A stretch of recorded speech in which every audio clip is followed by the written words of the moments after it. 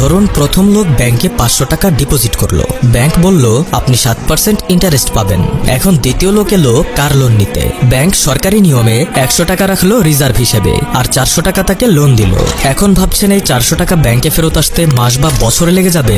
না, মাত্র 15 মিনিটেই সেই টাকা আবার ব্যাংকে ফিরে আসবে। কিভাবে? কার লোন নেওয়া ব্যক্তি সরাসরি গিয়ে কার কিনলো। যে দোকানে কার কিনলো সেই দোকান মালিকের অ্যাকাউন্টও ওই একই ব্যাংকে। সে আবার ওই 400 টাকা ব্যাংকে জমা করলো।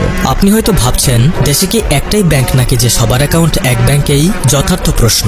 উত্তরটা হলো ব্যাংক অসংখ্য হলেও এদের গোড়া একটাই। যেমন বাংলাদেশে সেন্ট্রাল ব্যাংক অফ বাংলাদেশ। এখন লক্ষ্য করুন ব্যাংক 0 টাকা থেকেই কি করলো। প্রথম ব্যক্তির থেকে পেল 500, দ্বিতীয় ব্যক্তিকে দিল 400, তৃতীয় ব্যক্তির থেকে আবার নিল 400, মানে 0 টাকা থেকে 1300 টাকার বিজনেস। এবং এটা মাত্র 3 জন মানুষের উদাহরণ।